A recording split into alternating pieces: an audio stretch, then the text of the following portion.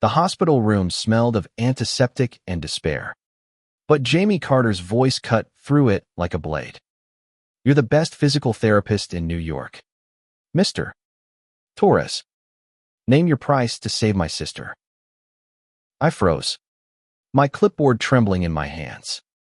Jamie Carter, CEO of Carter Enterprises, stood before Mezik's feet of tailored suit and raw desperation, his green eyes locking onto mine like I was his last hope. I wasn't used to men like him, powerful, magnetic, and now, unraveling in a sterile room on the 5th floor of Street Luke's hospital. "I don't work for bribes," I said, my voice steadier than I felt. "But I'll do everything I can for Lily." His sister, a 19-year-old dancer, lay in the bed beside us. Her leg, still after a car accident, had stolen her dreams. I'd seen cases like hers before, but the way Jamie looked at me like I could rewrite fate made my chest tighten. He stepped closer, his cologne a faint whisper of cedar and ambition. "This isn't a bribe, Elias. It's a lifeline." My name on his lips felt too personal, too heavy for a man I'd only just met. I nodded, unable to break his gaze, and agreed to take the case. That was the moment my life veered off course. The next morning, I arrived at the Carter family's Upper East Side penthouse, a world of marble floors and skyline views that screamed wealth I'd never touched. Lily was waiting in her wheelchair, her dark hair pulled into a messy bun, her eyes bright despite the pain. "You're the guy who's going to get me back on stage, right?" she asked, her grin defiant. I liked her instantly. Jamie hovered nearby, pretending to read emails on his phone but stealing glances at me as I guided Lily through her first exercises. His presence was a distraction. Every stretch I showed Lily, every adjustment to her posture, felt like a performance under his scrutiny. "You're good at this," he said after an hour, his voice low, like he was confessing something. I shrugged, brushing off the compliment. But my pulse betrayed me. Days turned into weeks, and I became a fixture in their lives. Lily's progress was slow but real. She could stand for 10 seconds by the 3rd week, a victory we celebrated with her favorite matcha lattes. Jamie was there for every milestone, his sharp CEO facade softening when he laughed with his sister. But it was the moments when Lily napped or stepped away that unsettled me most. Jamie would linger, asking about my life, my dreams, my past. "Why physical therapy?" he asked one evening, leaning against the penthouse's grand piano, his tie loosened. "It's about giving people their power back," I said, wiping sweat from my brow after a session. "Like what I'm doing for Lily." He tilted his head, studying me.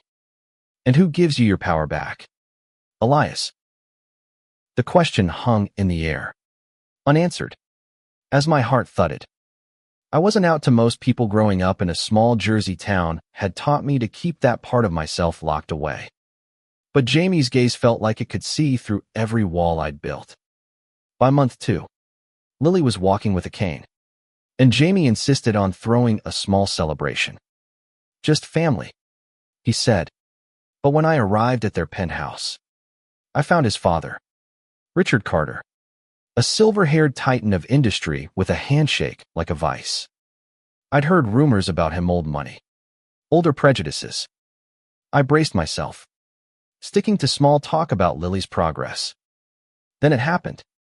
Jamie, pouring wine at the dinner table, casually said, "Elias, pass me the bread, wife." The room went silent. My fork froze midair. Lily snorted, thinking it was a joke. But Richard's eyes narrowed, pinning me to my chair. "Wife," he repeated, his voice cold enough to frost the windows. Jamie didn't flinch. Figure of speech. "Dad. Elias is family now." His hand brushed mine under the table, a fleeting touch that sent heat racing up my spine. I wanted to laugh it off, to pretend it was nothing. But the word wife echoed in my head. Absurd and electric. Later, as I helped Lily with her evening stretches, she whispered, "He's never called anyone that. Not even his exes." Her smirk told me she saw more than I wanted her to. I tried to focus on her exercises, but my mind was on Jamie and the way his hand had lingered, on the way he'd stood up to his father without blinking. That night, I couldn't sleep. I sat on my tiny Brooklyn apartment's fire escape, staring at the city lights, wondering what the hell I was doing. I was a therapist, not a romantic. I was here to heal Lily, not fall for her brother. But Jamie's voice, his touch, his impossible green eyes, they were rewriting the rules I'd lived by for 29 years. The next day, Jamie called me to his office downtown, a glass tower that screamed power. "I need to talk," he said, his tone urgent. I expected a discussion about Lily's treatment plan, but when I arrived, he closed the door and leaned against his desk, arms crossed. "I'm sorry about last night," he started, but his eyes said he wasn't sorry at all. I shouldn't have said that in front of my dad, but I meant it. "Elias, you're not just Lily's therapist. You're more." My breath caught. "Jamie, I'm not." I stopped, unsure what I was trying to say. "Not out. Not ready. Not the guy who falls for a CEO." He stepped closer, close enough that I could see the faint stubble on his jaw. "I see you, Elias. The way you care for Lily. The way you light up when you talk about helping people. I've never met anyone like you." I wanted to step back, to keep the professional line I'd drawn so carefully, but my feet wouldn't move. "You don't know me," I said, my voice barely above a whisper. "Then let me," he said, and the sincerity in his eyes cracked something open inside me. We stood there, inches apart, the city humming beyond the glass walls. I could have walked away. I should have. But instead, I let him close the distance, his hand grazing my cheek. And for the first time in years, I felt seen, not as a therapist, not as a caregiver, but as Elias Torres, a man who might just be falling in love. That moment in Jamie's office became a line I couldn't uncross. His touch lingered in my mind like a melody I couldn't shake. And every session with Lily felt charged with the weight of what hadn't been said. I tried to focus on her recovery. Her steps were steadier now, her laughter brighter, but Jamie was always there, watching, his presence a quiet storm in my carefully ordered world. A week later, we took Lily to Central Park for her first outdoor walk in months. She gripped her cane, determination etched into her face, while Jamie and I flanked her like overprotective sentinels. The October air was crisp, leaves crunching underfoot, and for a moment, it felt like we were just three people enjoying a fall day. Then Lily, ever the instigator, smirked and said, "You two should hold hands. It's romantic out here." I choked on my coffee, but Jamie just laughed, his eyes catching mine. "Not a bad idea," he said, and before I could protest, he slipped his hand into mine. It was warm, steady, and utterly disarming. I should have pulled away, but I didn't. Lily grinned like she'd won a bet, and we walked on, my heart pounding louder than the city around us. That night, Jamie invited me to stay for dinner, not at the penthouse, but at a tiny Italian place in the West Village. Just the two of us. "No work talk," he said as we sat across from each other, candlelight flickering between us. "Just you and me." I tried to keep it light, talking about my childhood in Jersey, my love for old jazz records, anything to avoid the pull of his gaze. But Jamie had a way of unraveling me. "You're different, Elias," he said, twirling his wine glass. "Most people see my name and want something: money, status, a favor. You just see me." I swallowed hard. "I'm not sure what you think you see in me, Jamie." I'm just a guy trying to do his job. He leaned forward, his voice low. You're not just anything. You're the guy who's got me thinking about things I've never let myself want. My chest tightened. I'd spent years hiding who I was, dodging questions from my family, my friends, my own heart. But Jamie's words were a key turning in a lock I'd forgotten how to open. Before I could respond, his phone buzzed, shattering the moment. His father's name flashed on the screen, and his face darkened. Everything okay? I asked. He sighed, pocketing the phone. Dad's been difficult. He's got ideas about who I should be, who I should love. Old school nonsense. I nodded, understanding more than I wanted to admit. My own family wasn't much different. Me dad still thought being gay was a choice I could fix. I wanted to tell Jamie that, to share the weight of it, but the words stuck in my throat. Instead, I reached across the table, my hand covering his. You don't have to fight him alone, I said. His smile was small but real. And for the rest of the night, we didn't talk about his father or my fears. We just talked, laughed, and let the world outside fade away. The next morning, reality crashed back in. I arrived at the penthouse to find Richard Carter waiting, his presence filling the room like a storm cloud. Lily was at a friend's, and Jamie was still at the office, leaving me alone with the man who'd built an empire and a reputation for crushing anyone who crossed him. Mr. Torres, he said, his voice clipped. We need to talk about my son. My stomach dropped, but I kept my face neutral. I'm here for Lily's therapy. Sir, that's my focus. He stepped closer, his eyes cold. Don't play coy. I see the way Jamie looks at you. This, whatever it is, it stops now. My son has responsibilities, a legacy. He doesn't need distractions. The words stung, but I held my ground. I'm not a distraction. I'm helping your daughter walk again. And Jamie, he's his own man. He doesn't need you deciding who he loves. Richard's jaw tightened, and for a moment, I thought he might fire me on the spot. But he just turned and left, leaving a chill in the air. When Jamie returned later, I told him everything.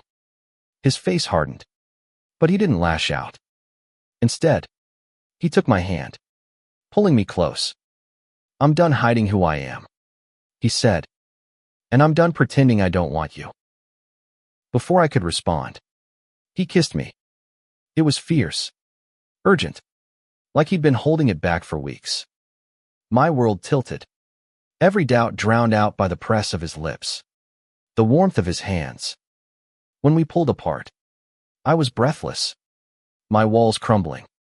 I'm falling for you, Elias, he whispered, and I don't care who knows. I wanted to say it back, to let myself fall too, but fear clawed at me. This wasn't just about Use It, was about his family, his world, and the life I'd built so carefully. Could I really step into his orbit and survive? The kiss changed everything. I went home that night, my lips still tingling, my mind a mess of want and worry. Jamie Carter wasn't just a client anymore, was a man I could love. And that terrified me. I'd spent so long protecting myself, keeping my heart small and safe. But he was tearing through every defense I had. Lily noticed the shift immediately. During our next session, as I guided her through leg presses, she raised an eyebrow. So, you and my brother. Huh. Spill. I laughed, trying to play it off. Focus on your reps. Troublemaker. But she wasn't letting me off that easy. He's happier with you around. Elias. I haven't seen him like this since. Ever. Really. Her words hit hard. And I wondered if I could be the person Jamie needed. The person I wanted to be for him. Our stolen moments grew bolder, quiet dinners. Late night walks. His hand finding mine in the dark. But the shadow of Richard Carter loomed larger. One evening, Jamie got a call that made him go pale. "Dad's pulling strings," he said after hanging up. "He's threatening to tank a merger if I don't get my priorities straight." "Meaning me?" I asked, my voice tight. Jamie nodded. His jaw clenched. "He thinks I'm throwing away the family name. But I'm not backing down. Elias. Not this time." I wanted to believe him, but doubt gnawed at me. Jamie's world was boardrooms and billions. Mine was hospital corridors and student loan payments. Could we really bridge that gap? The answer came at Lily's first dance recital since the accident. She'd been practicing for weeks, determined to perform a short solo. The theater was packed, and I sat beside Jamie, his hand gripping mine as the lights dimmed. Lily took the stage, her movements careful but graceful. And when she finished, the crowd erupted. Jamie's eyes glistened with pride, and he leaned over, whispering, "You made this possible." I shook my head. "She did. I just helped." But he kissed my cheek, right there in front of everyone, and my heart soared. For one perfect moment, it was just as until Richard appeared backstage, his face a mask of fury. "Jamie, we need to talk. Now," he said, ignoring me completely. Jamie stood, his hand still in mine. "Anything you have to say, you can say in front of Elias." Richard's eyes flicked to our joined hands, his lip curling. "This is a mistake. You're throwing away everything I built for you. And you're throwing away your son." Jamie shot back, his voice steady but laced with pain. "I love him. Dad. Deal with it." The words hit me like a tidal wave. Love. He'd said it. Not just to me, but to the man who could ruin him. I squeezed his hand, my throat tight, unable to speak. Richard stormed off, leaving a silence that felt like a battlefield. Back at the penthouse, Lily was buzzing with adrenaline, oblivious to the confrontation. I danced. "Elias," she said, hugging me. "You're stuck with us now." I laughed, but my eyes were on Jamie, who looked like he'd just fought a war and won. Later, as we stood on the penthouse balcony, the city glittering below, I finally found my voice. "Did you mean it? What you said to your dad?" He turned to me, his face open, vulnerable. "Every word. I love you, Elias. I don't know how this works, but I want to figure it out with you." I kissed him then, under the stars, my fears melting into something new hope. For the first time, I let myself believe we could be more than a fleeting moment. The weeks that followed were a whirlwind. Jamie and I were no longer hiding, not from Lily, not from the world. We went public in small ways, a photo of us at a charity gala, his arm around me. A quiet coffee date splashed across a gossip blog. The headlines called me the mystery man. But Jamie just laughed, saying, "They'll figure out you're the real deal soon enough." But Richard's silence was louder than any headline. He didn't call, didn't visit, didn't acknowledge the son who'd defied him. Jamie acted unbothered, but I saw the tension in his shoulders, the way he checked his phone when he thought I wasn't looking. Lily, meanwhile, was thriving. She was back in dance classes, her cane long gone, and she'd started calling me Big Brother just to mess with me. One afternoon, as we worked on her stretches, she said, "You know, you're good for Jamie, but you gotta stop holding back." I frowned. Holding back? She rolled her eyes. "You love him, Elias. Say it. Stop waiting for the other shoe to drop." Her words stung because they were true. I loved Jamie, but I hadn't said it. Not out loud.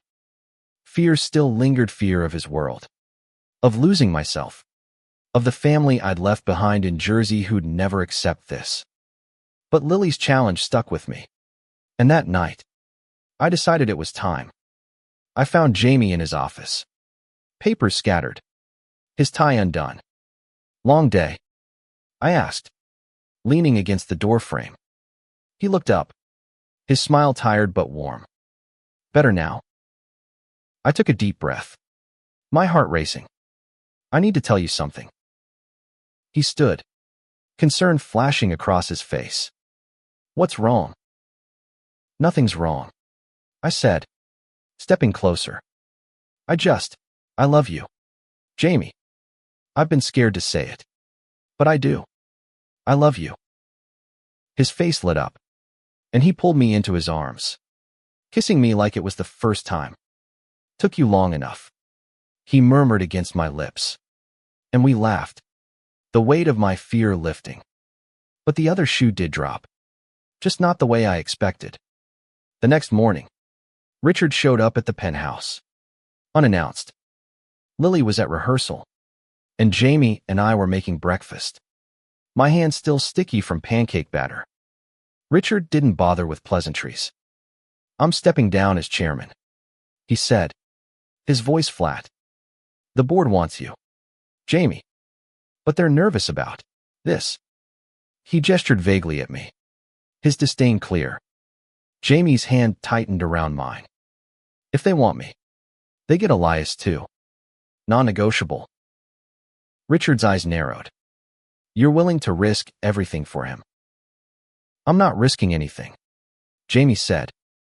"I'm choosing what matters."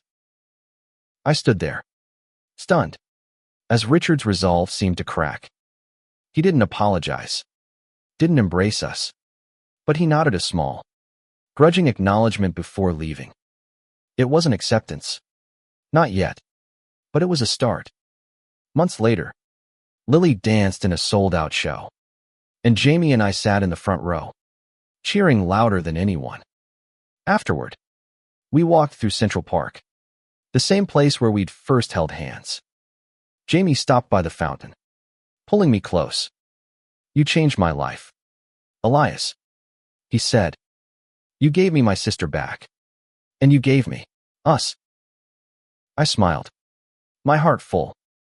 "You gave me a reason to stop hiding." We kissed, the world fading away, and I knew this was only the beginning. Love wasn't easy. It came with fights, doubts, and families who didn't always understand. But it was ours, hard-won and real. And as we stood there, hand in hand, I felt something I hadn't in years: home.